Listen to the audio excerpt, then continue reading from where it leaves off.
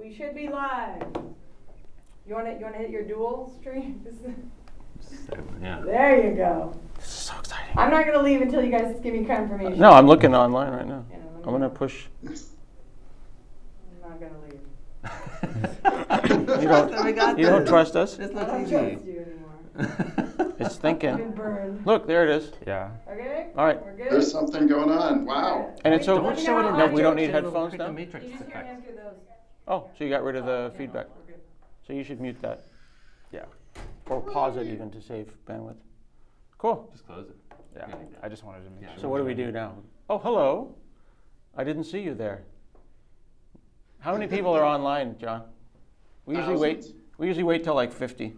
There are 61 watching now. Already? They were already in the chat going like, when is it starting? Where make are this you happen guys? now. 64 now. Hisham 65. Boom, boom, boom. Hisham just said, finally Scott in the new studio. Hey everybody, check this out.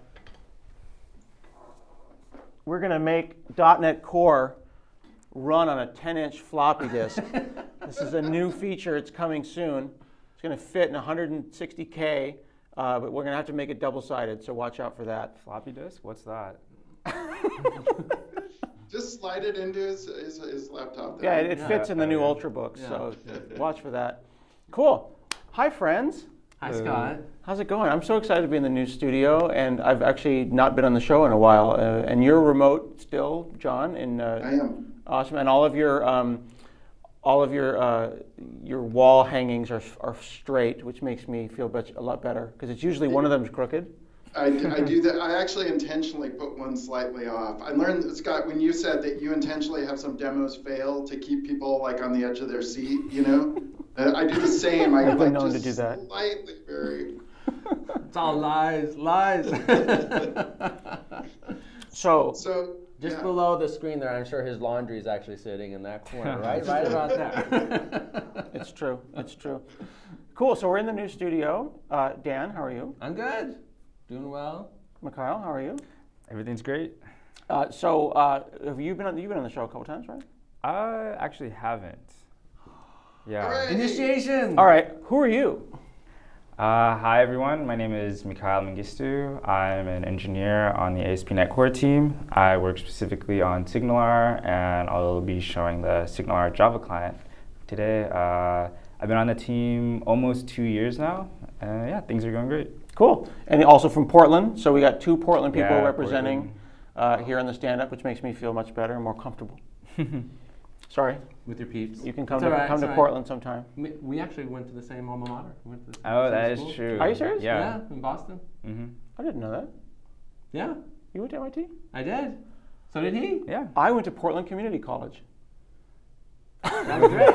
That's wonderful. It's great to see the I didn't progress. know you went to MIT. I did. Oh yeah. my goodness. Just a little while ago. A little before he did. I visited once. It was really cool. It is a cool place to Very go. cool. All right. Explore. So how do we want to do this? You're going to do some How community? about if I show some community stand-up links real quick? Do the Some people spotlight do the people know about our buttons?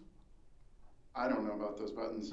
Our fancy new This is studio. our control panel now to control streaming for OBS, because we're like official now. Instead of using Google Hangouts, we're using open broadcasting software and GOLNAS from the and you just left, John.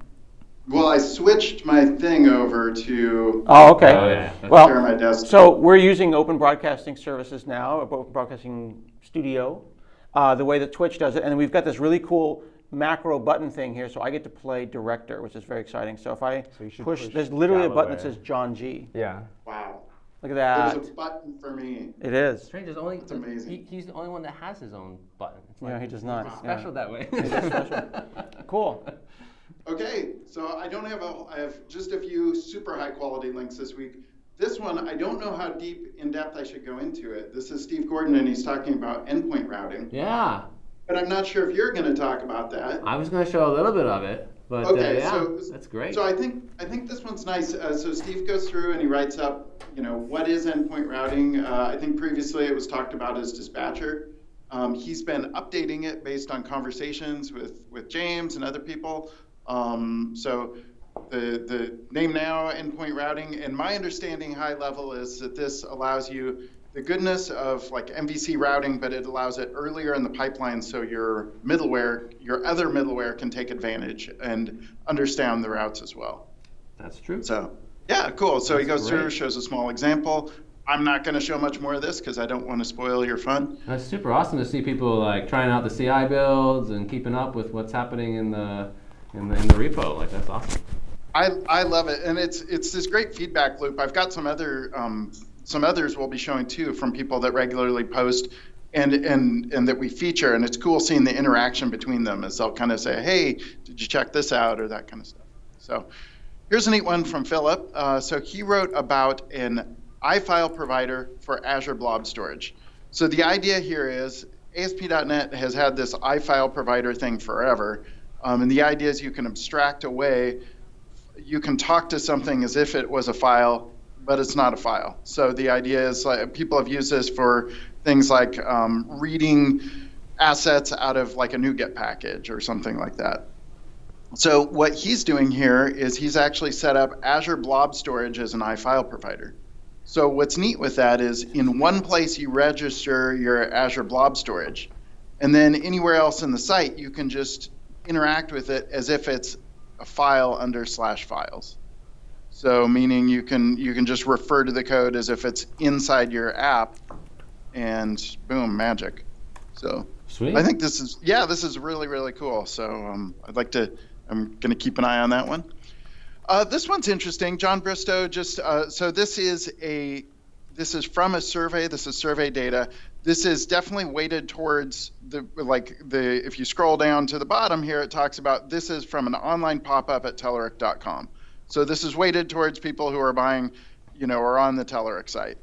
But it is interesting seeing over time the demographic shift. So here's the numbers, and I'm just going to go to the actual, the data stuff that they saw. They are seeing more people aware of ASP.NET Core, which is good. They're seeing, people continuing to look at and adopt ASP.NET Core.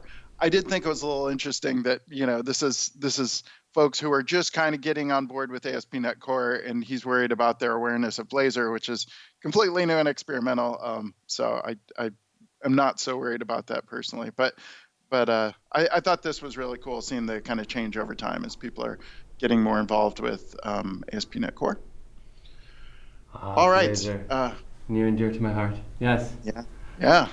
So Andrew Locke is writing about Segment, and Segment is something I was not aware of before. It is basically a layer on top of other analytics engines. They have an analytics.js library, and the idea is you can feed in from one place to multiple things. So say you want to be tracking, you want to use Google Analytics and Mixpanel and so whatever else. They have tons of other integrations. So what he's gone through and done here is kind of showed the plumbing of, here's setting up your Segment account, but then plumbing this data into multiple different things. So for instance, this could go into and feed your analytics, could feed Bing ads, could feed all different kinds of services there. So he's shown that, and then of course wrapping up with you've got to write this analytics code out, and so he's showing writing that out in Razor. So pretty cool. All right, so here's one from Mohammed Rohan Sahid, and he's showing about optimally configuring ASP.NET Core HTTP Client Factory. So these are kind of his opinionated looks at here's how I would like to see HTTP Client Factory set up. Some interesting things he pulls out in here. He talks about setting up poly for retries. He talks about gzip compression and setting up compression. He talks about as well, and I think this is a really interesting one, the X correlation ID HTTP header. So the idea is having this correlation ID to track all the way through the logs, where things are going. So there's several different things in here, setting up the policies, et cetera. Here are some where he talks about the correlation ID, so kind of plumbing that through.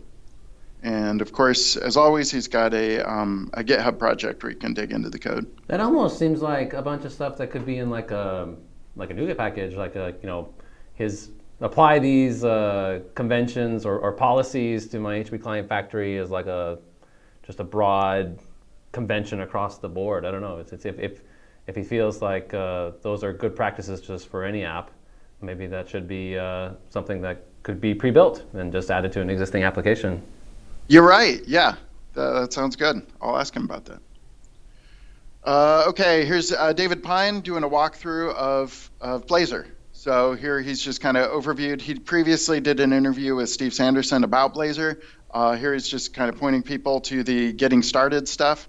And then he went through and wrote an internet Chuck Norris database client. So he's pulling data from the Chuck Norris facts.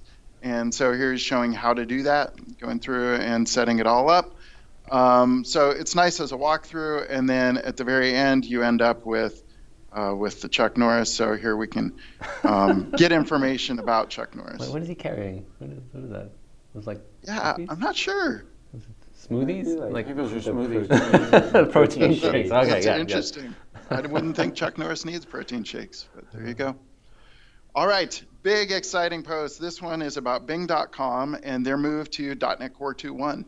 Wow. So yeah. .NET Core, Bing.com, very large service. They also have a lot of internal services calling each other, so a ton of stuff going on. So this is cool to see a large real-world production application moving to .NET Core and talking about why they did it and what they got out of it, what they learned.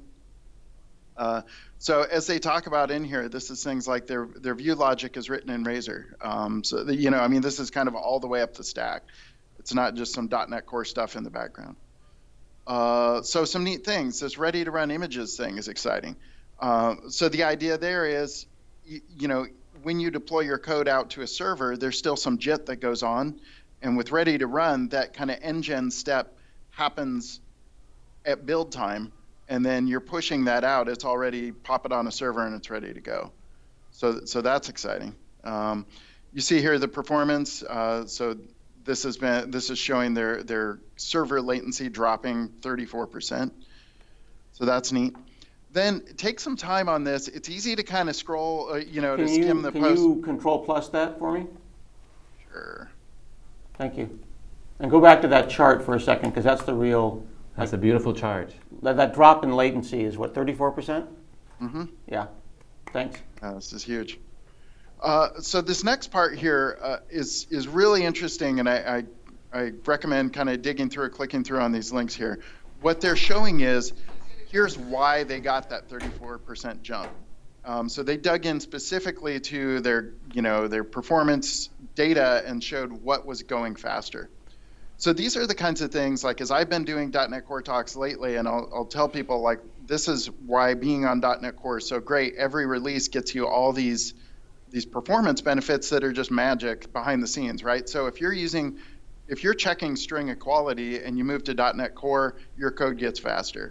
Stuff that's just happening behind the scenes. Vectorization. And one thing, if I may, that's worth pointing out, and we talked to the Bing team, is even though Bing is Microsoft and we are DevDiv in Microsoft, you would think that we talk to each other all the time, but it's really different companies, right? Mm-hmm. Microsoft is 100,000 people. It's basically 1,000 little 100-person companies.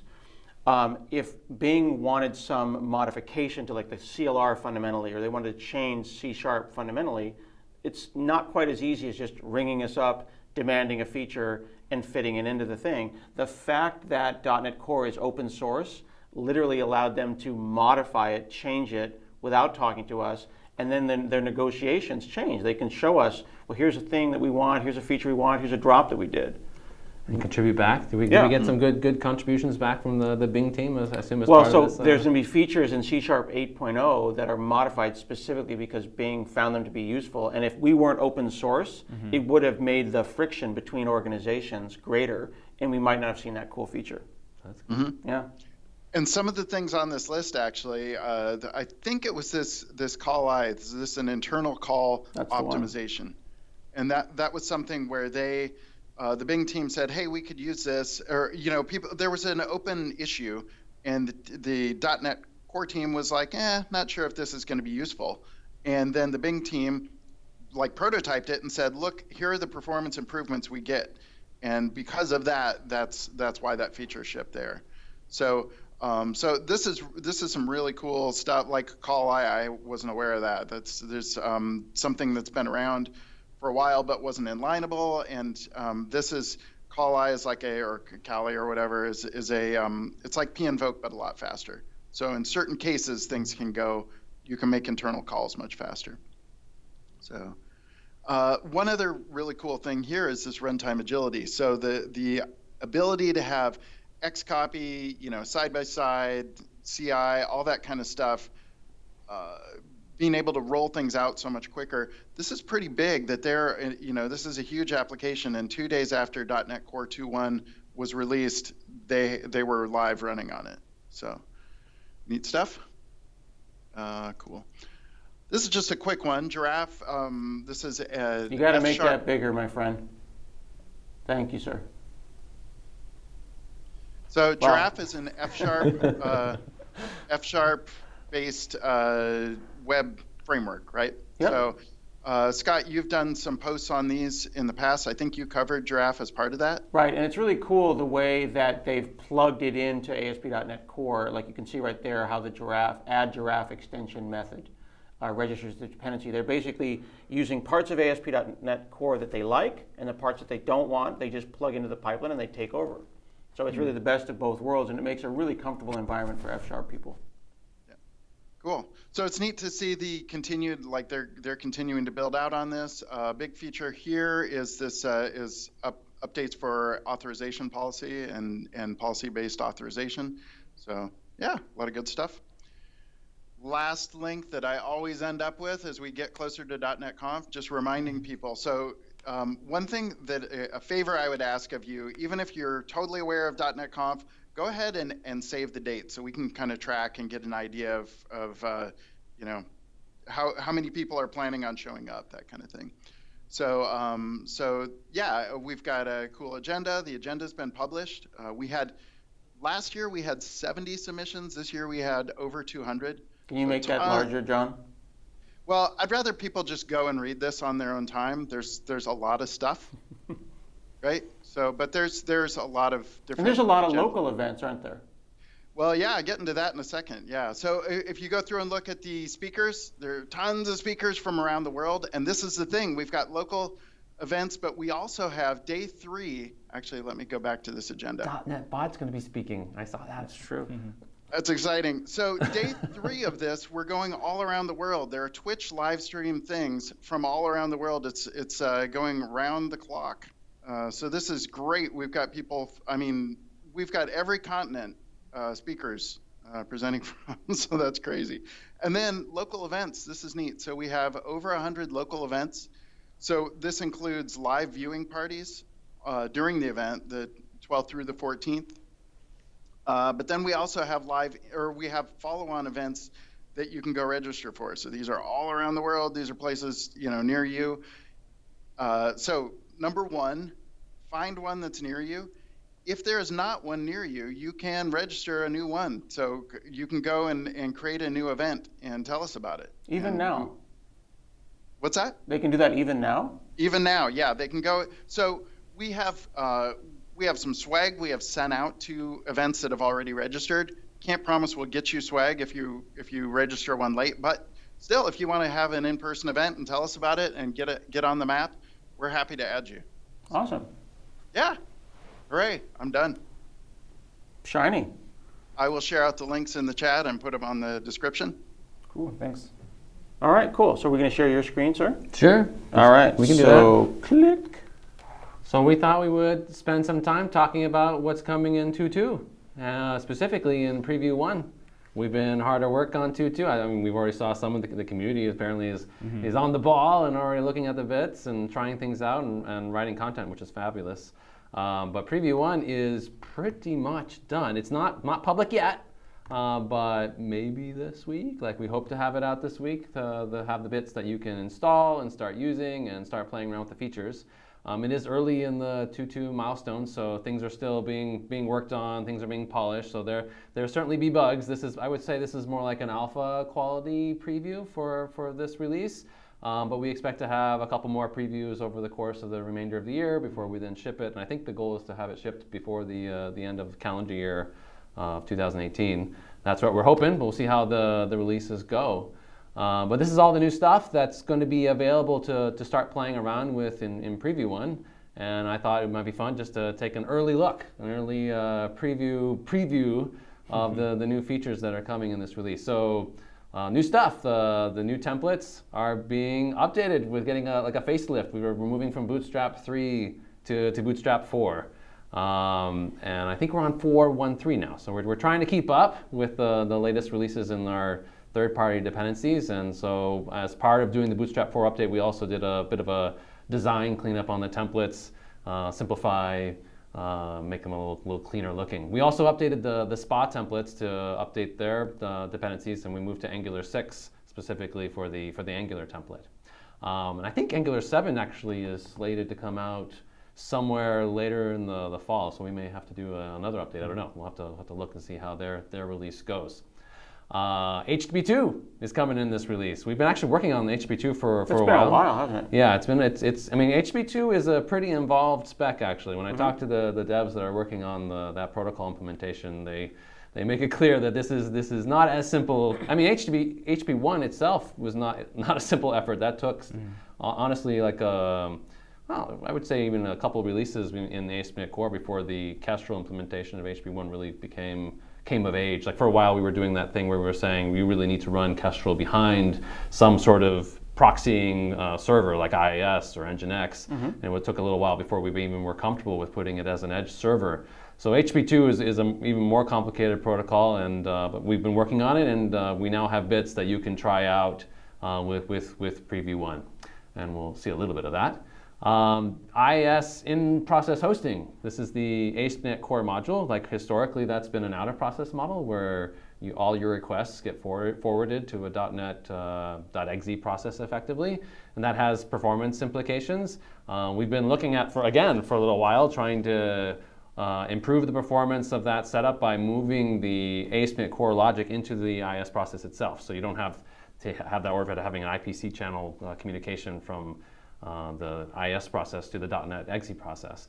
And we have the bits we're planning to ship them with 2.2, which I think we tried to get them out with 2.1. It wasn't ready quite yet. Again, one of those features that has some amount of complexity involved with it. And so we needed a little more time to bake, but in 2.2 it's available, and it's now enabled by default in the 2.2 releases. So we'll take a look at that as well. Big theme for this release has been services and building web APIs. And so we're really trying to improve the experience of building APIs that are descriptive and, in some sense, self-documenting. So if you have an API and you want to generate an open API specification from your API, we'd like to have a really good experience in doing that. If you build an API with previous releases of ASP.NET Core, there was a lot of sort of flexibility, I would say, in how your action methods could be called. Like you could have a parameter that could be it's just as equally been a query string value or a form data value or a header value. Like it was a fairly flexible model binding system, and that's great in terms of functionality, but it means that in terms of providing a description of what your API supports, it meant the matrix was pretty large. So we've been trying to add conventions that make things a little bit more opinionated, that give your APIs a better description that you can then use for things like code generation, documentation, testing tools, and the like. So another round of web API conventions in this release. Endpoint routing, we saw the blog post earlier about what we've been doing there. In the past, you may have heard the term dispatcher. This is an effort to improve our routing system so that it is available throughout the stack as opposed to being kind of an MVC specific thing. Like you should be able to link to a MVC action or a page from from middleware, or you should be able to link to like a Signar hub from middleware. Enabling those types of scenarios is what the endpoint routing is all about. And performance honestly gets better across the board with the new routing system. Health checks, making it so that you can stand up endpoints so that you know your services are live and healthy and chugging along. We are now shipping the health checks API with ASP.NET Core in 2.2, and then Signar Java client, a new Java client, so you can write all your Android apps and talk to your SignalR hubs and get real-time data. That's the list of stuff that's coming in Preview 1, and some things are more feature complete than others in this release. But do you know how many previews there'll be? We expect, I think what we published in, there was a roadmap announcement. Actually, I want to just bring that up so that everyone knows where to see this. That's a comforting dialogue. Oh, the Visual Studio is doing something. Infinite progress bar of patience there. Yeah, so if you go to the announcements repo on GitHub, so ASP.NET announcements, and if you look in the issues, there was a ASP.NET Core 2.2 roadmap that we published not that long ago. So if you click on that, that has a sort of a outline of all the features that we were planning to do with this release. So and you can see see 3 previews. Yep. Before end of year. Yep, that's the plan. So August preview is what we're doing right now. So we plan to do another preview in September and October, and then try and ship it before the end of the year. That's the planned schedule. And you can get a feel for all the features that we're trying to do in this release through the roadmap. So definitely check that out. Some of these things are done, some of them are not. For example, you saw at the bottom there was the C++ client for SignalR. Like that's not something that's in this preview release. Yeah. So has it actually already been pushed out too? So the roadmaps, we do our best to try and predict the future, look in our crystal ball about how much we can actually get done in a release, and some things make it and some things don't. So that's an example of a feature that actually got pushed out. But a lot of this stuff is certainly in. All right, cool. So shall we take a look? So shall we play around with the bits? So what I did is I grabbed basically the latest CI build, and I think it's actually still the candidate build for what we're planning to ship. And I started playing around with the features to see what the state of things are, and thought I would do a few demos. Let's try to take a look at a few things. So let's go into Visual Studio, and if you do File, New Project, new web application, my 23rd web application apparently. Let's make it 27 for good measure, since that's my favorite number. And what we should see, I've installed the latest SDK, and you can see I have the ASP.NET Core 2.2 showing up as an option in the dialog. The SDK version that I currently have, if we take a look, let's see, .NET version, I'm on 202, 100, preview 1, 9349 is the current build that I'm on. I don't know if you can see that. So there, that's the current build of this SDK. And so you can create an ASP.NET Core 2.2 application. Yeah, we can go ahead and do that. And let's take a look and see what we now get in these templates. Oh, interesting. That's an interesting dialog. I haven't seen that one before. Is that bad? So this. It's an interesting question about what version of Visual Studio you should be using with 2.2 bits. The plan is that we're going to be recommending 15.9. 15.9 is the version of Visual Studio that you're going to want to use. Right now, we're on 8 though. Yes, we're currently on 8. The 15.9 is in the preview channel, so you can get 15.9 through preview. I actually don't have 15.9 preview installed yet. Probably should be doing that. Do you want to do that and switch right demos? now? No. This will be fine. So there's currently an issue with the SDK where with Visual Studio actually where it's saying that you need 15.7 or newer. It really should be saying 15.9 or newer. So that message will be updated. But 15.9 is the planned targeted update for ASP.NET Core 2.2 and .NET Core 2.2. But it still works with the older versions of Visual Studio. There are just newer features that you may run into issues with. So for example, the new ASP.NET Core module that supports in-process hosting, that's something that to wire that up with IS Express, we need actually Visual Studio changes. So that's going to be one of the features that's going to require 15.9. Is this a new template? This is the new template. So I think we showed this a little bit before in the last community stand-up. But this is Bootstrap 4 based. We can see that if we go into our dev root folder and look at the, actually let's look at the index, the layout. And look at a couple things here. And is it big enough? Should I make? Yeah, bigger. Not big enough. Not big enough. My value that I add to the people and to the community is to just sit and tell everyone to make their fonts bigger until they become irritated with it. That doesn't stick. That thing doesn't stick though. You could that's the newbie way of doing it. How did you get there? Did you go Tools Options or did you go to I did the quick launch font. That's the right way. Good job. Yeah, good tip. Good job, Tim. Okay, so things you'll notice, the Bootstrap link is a Bootstrap 4.1.3 link. So we have Bootstrap 4.1.3 in the templates. You'll also notice that we're now pulling it off of CDN.js. So instead of using our own CDN, we're now just using the public existing ones that are popular in the community. This aligns us with libman, which is the new VS tooling for managing client-side dependencies. They also, by default, will pull from CDN.js. We'd love to hear what people think about this. Like, is this a good idea? Should we be using a different CDN than this one? There's a few options out there. We looked at them, and this one seemed to have the most usage behind it. So that's currently what we're trying out, and it's definitely an area we'd love to get feedback on.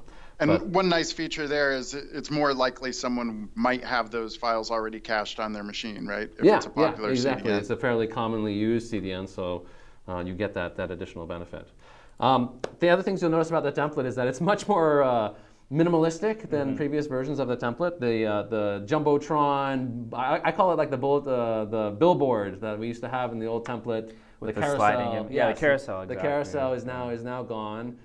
We've simplified all the links on there that kind of cluttered up the page. The idea here was to try and reduce the amount of code that you have to delete when you actually create an app and want to then use it for development. Again, we'd love to know what people think about the new look and the sort of minimalistic approach to the project templates. It's pretty minimal. It is very minimal. I'd What do you probably think? add a couple more bullets with more links to stuff. You like bullets and links? Somewhere between where we had before, which was too many carousels and graphics, and what we have now, which is the word welcome. Yeah. I would probably add some bulleted links. You add some I'd links? be interested in what What do people in the chat What's the say? consensus, John? I'm personally a fan of the more minimalistic style. You like the minimalistic? Well, then why not welcome to ASP.NET Core? Yeah, like I think other ones, when you create a new app, it says like you just created an app with Vue, or you created you know what I mean? It says a little. So at least advertise that it's which technology you just used to create the project? Yeah, People are saying, keep it simple, there's less to delete when Less you start to a delete. new project. That's what we heard. That's I'm what just it was. saying. Well, I didn't So actually show the You've got cookie page dialog one as and well. page two is interesting, but like I'm used to always the about and contact and all that. I mean, I I get think it. the idea is just to show that you can have n number of pages, right? Yeah, that's cool. So this is also the new cookie consent Wow, people UI. in the chat are saying they want totally blank templates. Completely blank. Well, there's empty. There is the empty template. All right, well, I lose then. Everyone wants to know what's on page 2.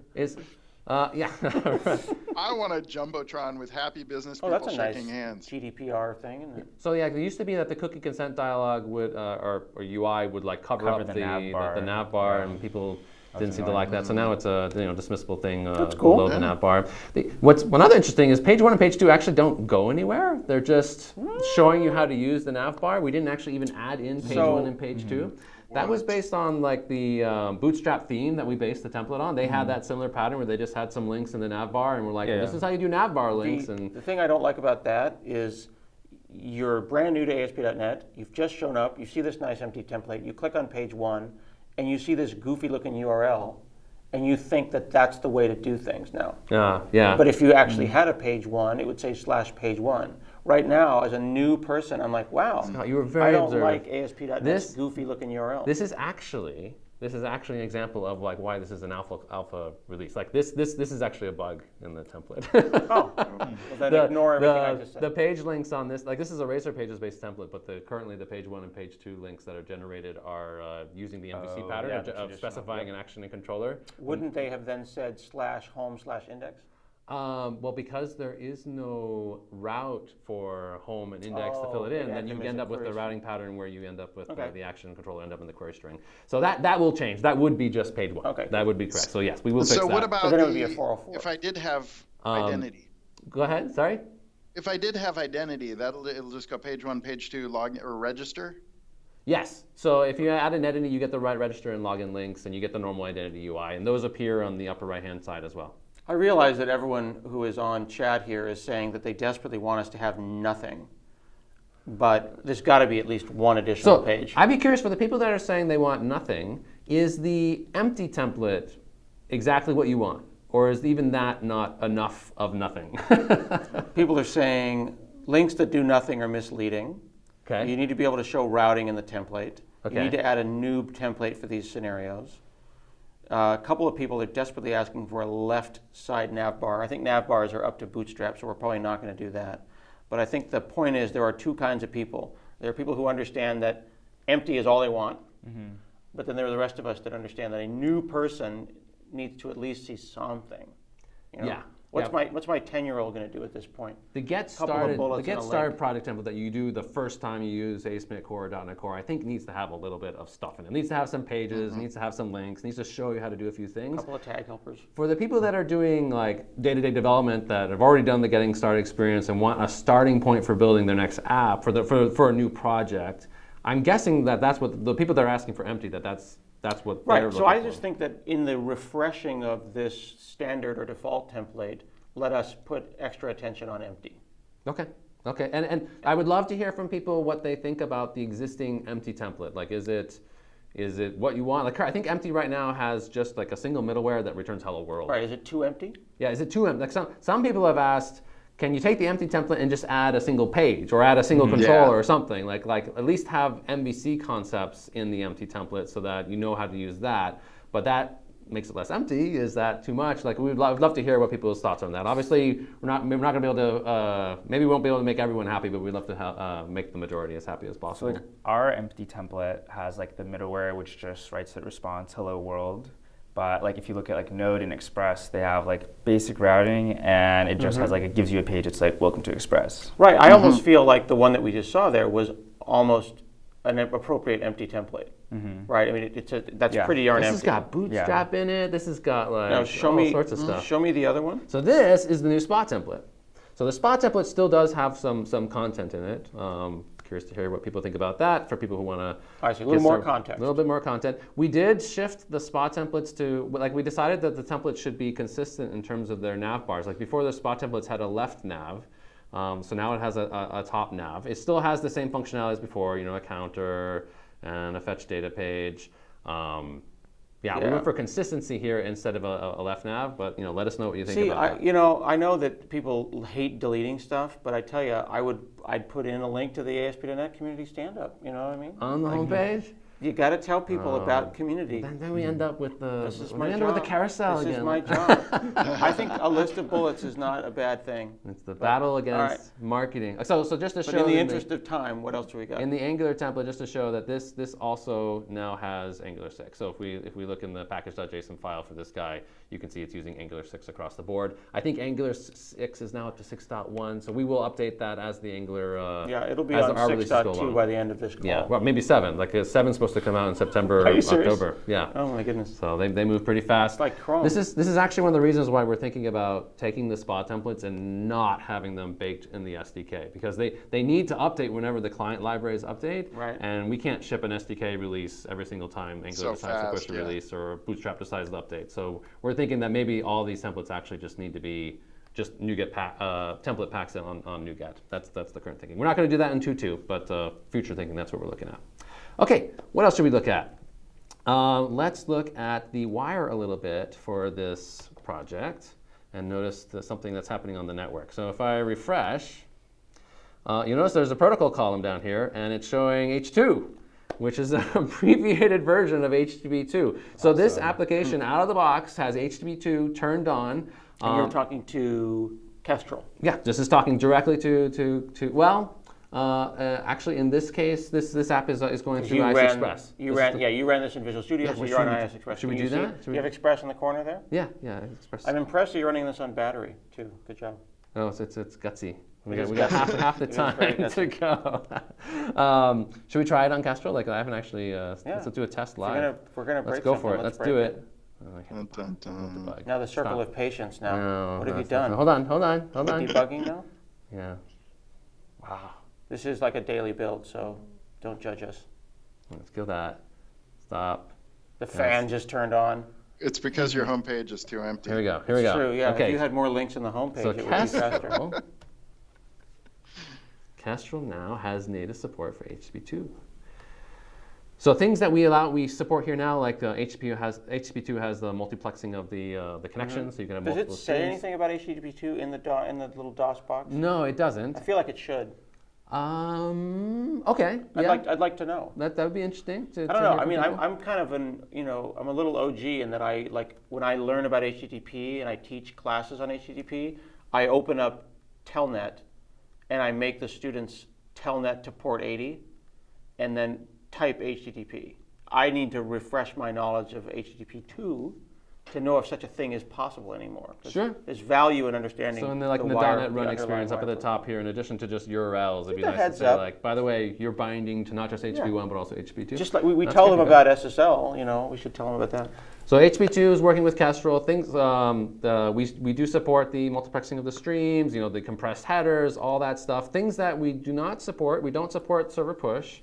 That's not something we currently plan to add. I believe we don't currently have prioritization of the streams in this release either. So those are two things that are not enabled yet. What does that mean, prioritization? Well, if you have multiple streams going over the same channel, you can specify. I believe you can specify priorities. Oh, you for said like the this different one's streams. super important. Like the stock ticker is more important than the chat. I believe that's the way that works. Yes. Wouldn't I use SignalR for that? Well, actually, that's a great question. Like maybe you have. Is there any thinking or thoughts around doing SignalR over an HTTP2 channel? Is that a thing? Is that something that we should do? Like, have you guys talked about that? That's not something we've really talked about yet. We're still sort of in the middle of working on 2.2 stuff that we've got slated and figuring out 3.0 planning. We've got a bunch of features that hasn't really come into conversation yet, but I can bring it up. I'm probably asking a question that exposes my extreme ignorance. But No, it's a good question because what is the relationship between HTTP 1, 2, and WebSockets? So WebSockets is an upgrade from HTTP1. HTTP2 is a separate protocol that you negotiate as part of So the it's an TLS upgrade, handshake. because I've seen the upgrade requested negotiation. WebSockets runs on top of HTTP 1 or to the side of? It's more like kind of to the side because the upgrade handshake is done as part of the HTTP1 protocol. But what port is it over? It's still over the same port, right? It's still over the same Does same connect. WebSockets have headers for HTTP, or is it? No. No, once you upgrade to a WebSocket, it's like having a raw TCP connection, effectively. So how would that relate to HTTP2? So the thing about HTTP2 is it also gives you this effectively a duplex channel. So you could, a lot of people have actually asked the question, do we even need WebSockets anymore, given that you can have an HTTP2 channel? Because you can just have these long-standing responses from the server. Hence the question, how would SignalR over HTTP2 work? Yeah, is that a thing? I actually hadn't known if there was plans. Sounds like we're still thinking about that. It's worth noting that the HTTP2 implementation in ASpec Core is still pretty new. Even though we've been working on it for a while, there's a lot of work still to be done on it. And we've turned it on by default deliberately in the previews because we want to hear feedback from people. We want them to be trying it so we can flush out those bugs. There's known issues right now with the performance of the HTTP2 implementation in Kestrel that we still need to optimize and work on. One of the whole points of HTTP2 is supposed to be perf, and we're not quite there yet. So it may be that the SignalR folks are just sort of well, let's wait till HTTP2 actually bakes. Bake one thing before you bake the other thing. Yeah, exactly. But it's there, so please try it and let us know how it goes. If you hit bugs, please file them. Performance issues, please let us know. So that's HTTP2. Next one I want to talk about is the ASpec Core module. Sorry. Yeah, go ahead. So I don't think I'm going to actually, there's not much to demo on this one. But this is moving ASpec Core apps to run in IIS in process is something I've been working on for a little while. The diagram on the left is how the ASpec Core apps work in IIS today, where the process forwards requests to the .NET .exe process where your app actually runs. In the in-process model, which we are previewing with Preview 1, instead, ASpec Core actually, and the .NET Core itself runs in process in the IIS worker process, and that gives us much better performance. We've also done a bunch of work to give us some release agility as part of this work, where a lot of the ASpec Core module can be updated as part of bringing NuGet packages from your application. So remind me, it's been years. IIS worker process, that's W3, WP, EXE? I believe so, yeah. So in the context on the left there, if .NET.exe poofs, if it disappears, if an exception rolls all the way up and that thing dies, this ANCM in the out of process context fires up another .NET. Yeah, and or one common problem that we hear about a lot is if the .NET .exe process fails to start. Okay. And then you just get, and ACM can try to restart it, but it doesn't. It keeps failing to start, and then you get a 502 style error where your application failed to start, and that's kind of tricky to diagnose because you need to go figure out why did the .NET .exe process have an issue with startup? It threw an exception at some point, something you need to go digging through logs to figure that out. One of the nice things about the in-process model is that diagnosing any issue with your startup logic becomes a lot easier because you're debugging it right within the IIS worker process itself. Okay. And performance is like almost 4 times faster. Like this is our latest numbers from our internal benchmarks. This is the returning chunk of JSON benchmark from, I believe, from Tech Empower. The green line at the bottom is the performance of IIS hosting with the 2.1 bits, and the sort of pinkish line at the top, that's with the new in-process model and in ASpec Core 2.2, so quite a bit better in terms of performance. Now with the preview 1 bits, actually using the new in-process in-proc model does require a little work. You do have to set an MS build property in your CS proj file. You have to then publish your app, and then you should be good to go on IIS. But it's not something that you'll get out of the box with the F5 experience in Visual Studio until I think 15.9 Preview 2 is when we plan to actually have that integration done. So the dev experience will take a little longer, but for deployments, you can at least try it with Preview 1 bits. And we are getting a little long on time, and I want to make sure we give Mikhail the time to show the SignalR client. So why don't we then move to SignalR? All right, so let's switch over here. And then I also have to go film Azure Friday soon, too. That is HDMI 2, rather. I'm going to upgrade to WebSockets right now. There we go. Cool.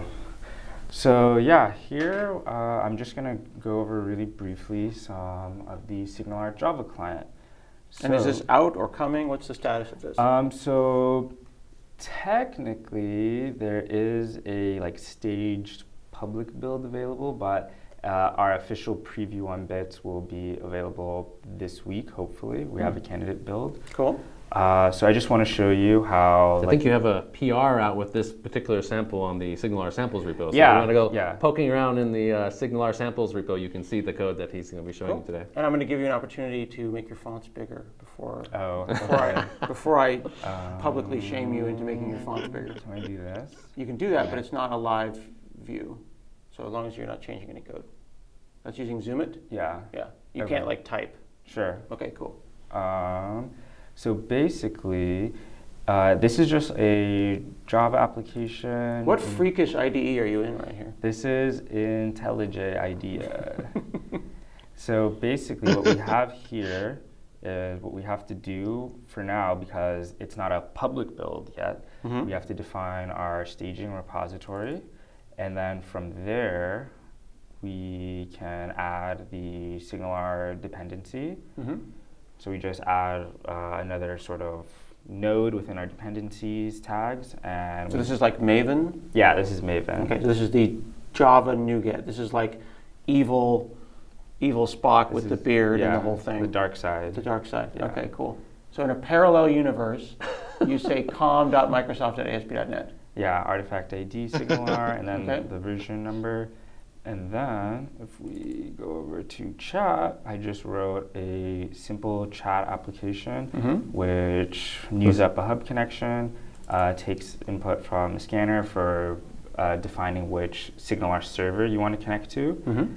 We define our on handlers. So when we receive an invocation from the server with the target of send, we basically just take the arguments from that invocation from the server, and we can do whatever logic we want. Here, we just print it. It looks and feels surprisingly like C#. Like you get that kind of like Spanish and Italian kind of thing. Like these languages may be related. That was a design goal, I believe. Yeah, that was something that I was one of my main goals, is making the API sort of feel the same, right? So when you're writing the Java, you're not like, oh man, how do I do this Java specific thing? It's like, okay, this is pretty much very similar to what we have in C#. There will be some differences, but I wanted it to really sort of feel the same. Right, but you also are balancing it should feel like ASP.NET and SignalR to SignalR familiar people, but it should also be idiomatic Java and use Java isms. So one thing is everything is starting with lowercase, which is super annoying, but that's just a Java thing. That is super annoying. It is.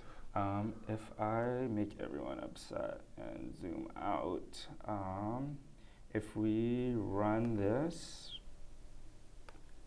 you can see it'll ask us the URL of the SignalR chat we want to join. And so this is an application that I have running.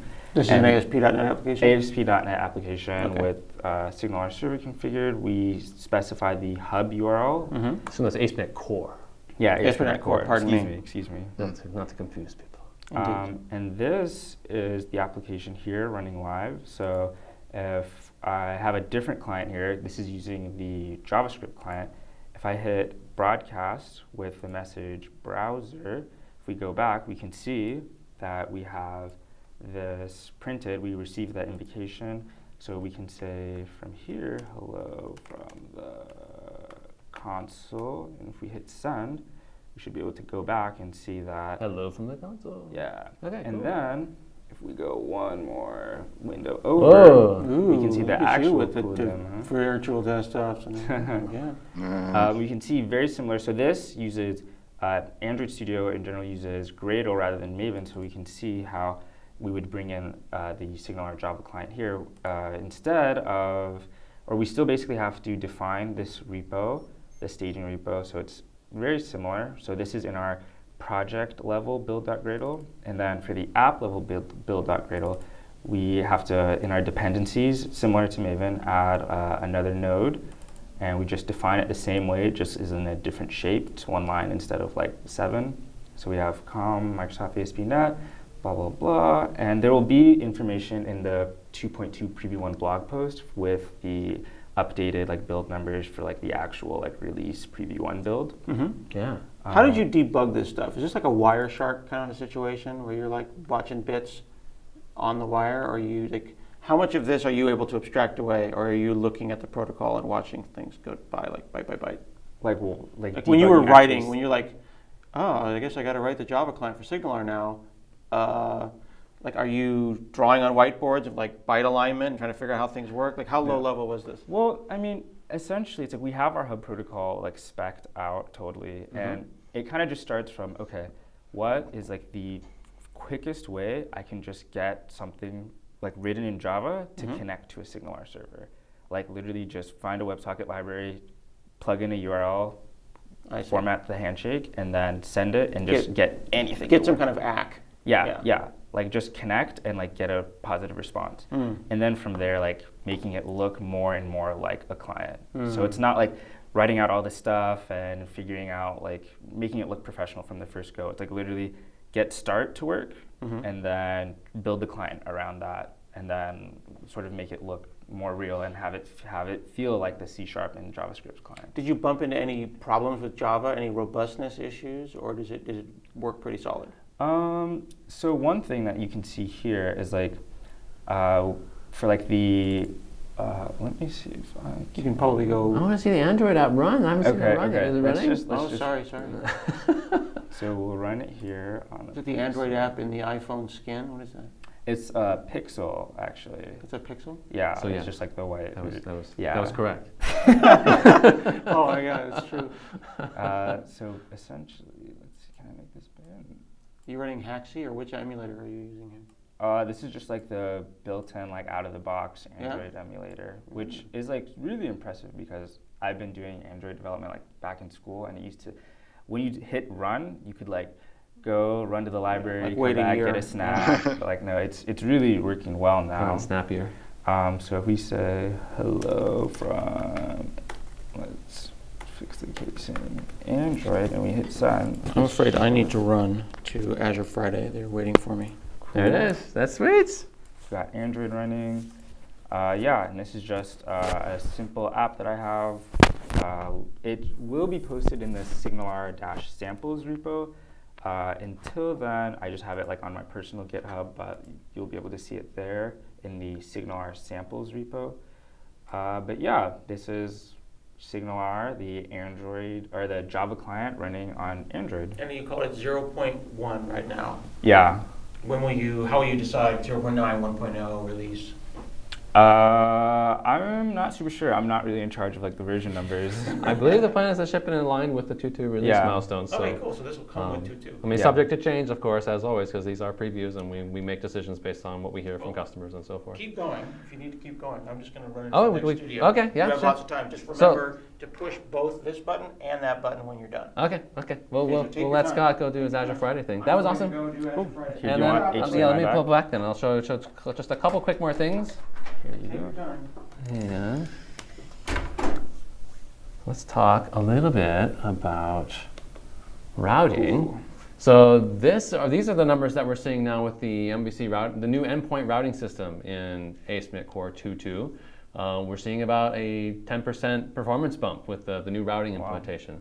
So when you think about endpoint routing, you should think about it as basically a rewrite of routing. I think that's honestly the right way to think about it. There's the existing routing system that's in ASpec Core today that you're using if you're using MVC or Razor pages or building web APIs.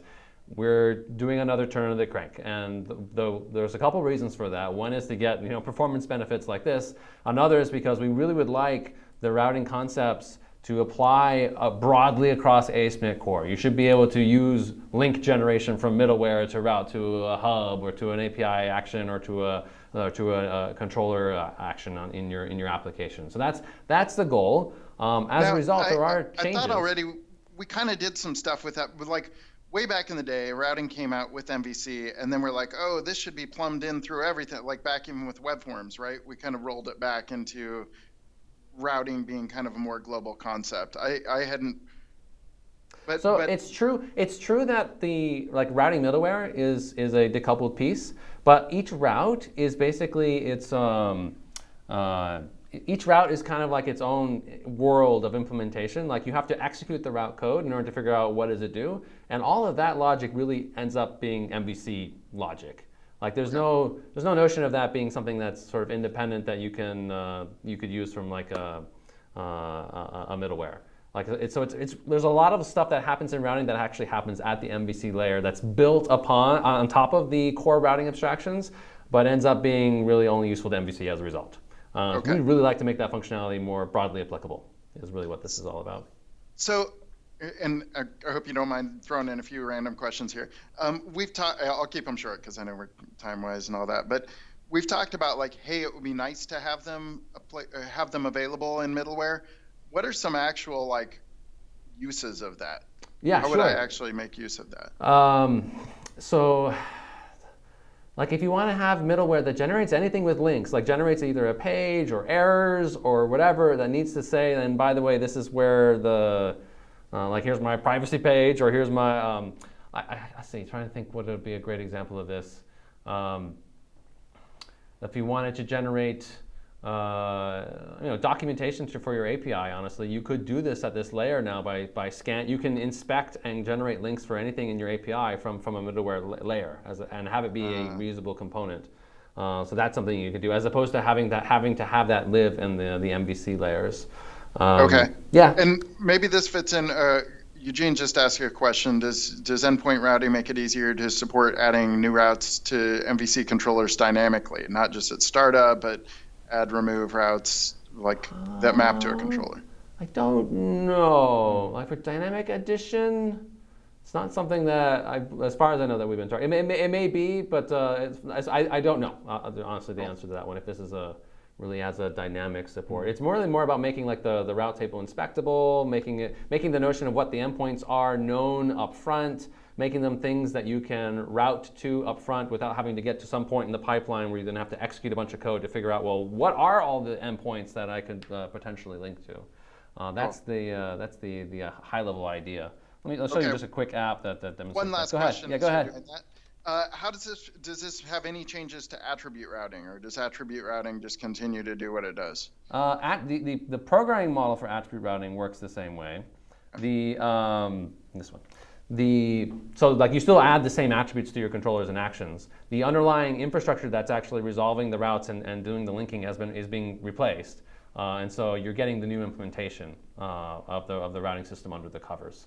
Cool. So be sure to hit the magic button. So let's just to show an example of what you can do today. It's worth calling out that also with the endpoint routing, it's a bit of a journey. Like we have the vision of it being this generic dispatcher that you can route to any endpoint in your application, and then there's what's actually implemented in Preview 1. The things that you'll be able to do in Preview 1 is you'll be able to get a new service, which is this link generator service, which is available through DI. And you can then use that from pretty much anywhere in the application to generate links to MVC endpoints. Okay, so you can generate links to your MVC actions, your Razor pages. That's what I'm doing here. Like in this application, I'm using the link generator to generate a link to my privacy page. And if we just run this real quick, I think I've put it on mapped it to the /routing path, so we should be able to see that working. In the future, of course, you'd like to be able to link to other things as well, and that's one of the items that we still need to go and implement. But with what we've got, if we go to /routing, I can see I get a correct route to my privacy page based on the path to the page on disk. So that's kind of cool. So start playing around with that. We're interested in particular to see how this affects existing applications, because there are some anytime you sort of re-implement something, there are some subtle behavior changes that occur. Like what happens when you link to something that doesn't exist. The behavior right now is a little bit different. Like it will generate a link with an empty string as opposed to a link with values that just goes to a 404. We'd love to hear what people think about that. So try upgrading your applications with this new routing system and see if how much we're actually curious to see how much does it break. Like is there anything that's overly disruptive that we actually need to align closer with the old routing system? The way it's controlled, like how you get the new routing system, is purely by saying that your compatibility version is 2.2. So that by having that in there, you will get the new routing system. If you need to roll it back, you can go into the MVC options and flip a switch and say use the old routing system instead of the new one. If you hit too many breaking changes and you need to get something working. So that's how you do that. So that's the new routing system. And the last thing I just wanted to show is health checks real quick. So with health checks is a way to stand up a simple endpoint that infrastructure can hit to tell that your services and your application are actually live. It's a library we've actually been playing around with for a while. We just haven't had a chance to completely bake it and get it shipping, but it's now shipping with 2.2. It's in the box. In this application, I've added health checks to the application, and you can see I've added a single check. It has just a name, is what this config name is. And then this check is saying, my app is healthy if this particular config value exists in the application. And you can think of this as sort of like being analogous to checking, like, is my database connection live, is what this is trying to show. You could do something very similar. In fact, we hope to in the future have like sugar methods where it's like, like add DB context check or something like that, where you would check to make sure that your DB context is there and it's live and running. But for now, this is just sort of a simple mock version of a health check where I'm just checking to see, do I have a particular required config value? And this is how you can sort of set your definition of what being healthy means, yep, right? Yep, okay. And you can add as many checks as you want. And then down below, to actually stand up the health check endpoint, you say just use health checks. If we run this version of the application, and if we go to /health, let's see what it says. Okay, so currently I'm healthy, so that's good. If I go back to my application and mess around with the config, let's say let's get rid of this required config value that I need in order to be healthy. Just save that, and if I refresh, you can see now the endpoint is saying that you're unhealthy. So you can then integrate these endpoints with things like Kubernetes, which Kubernetes has infrastructure for checking health endpoints of your application. You can wire it up with like the Azure Traffic Manager. It has capabilities of pointing it at the health endpoints for your app, and it will then be able to detect, is the app online or not? And if it's not online, like the Traffic Manager could then roll traffic over to other nodes in your application to make sure that your customers are still happy. So I imagine you can configure this so that like the on-call engineers then get like texts that say that, oh, the whatever service is not running properly. Yeah, you could do that, or even like if you're like in the middle of a deployment, like you deployed something and the deployment broke something, you didn't deploy something correctly, you could stop the deployment and then roll back and correct things in that way. So that's what that does. So just in summary, here's all the stuff that you'll see in Preview 1. We've shown most of these things. I think we showed the Web API conventions at the last community stand-up, so if you missed that, you should go back and check the last recording. Pranav showed some of the new conventions that we're adding and the analyzer that allows you to add attributes to indicate which HTTP status codes your actions returns and things like that. And we should have bits for you to actually use, hopefully later this week. So for people that are watching, want to keep up with that, where do they get the bits? Do they watch for the, Watch the announcement blog. repo? Yeah, we will publish a blog post on the ASpec blog, the web dev blog, as soon as the release goes live. You'll see the releases go live in the repos. Yeah, there'll also be, I believe, on the .net site, the core .net site, you'll see a banner advertising the preview there as well. Great. Okay. This is exciting. So I'm actually relatively new on the DZO, also known as dramatic zoom out technology that we can support in that room. I don't think it exists. At least not that I know of. I know Damien did some weird thing with OBS, so I don't know what we do. Do we just dramatically just stop? And also the recording's running from your side. So. Yeah, I can stop the recording. Should we do we're gonna fall backwards? Ready? 1, 2, 3, 4. That's like knock over things.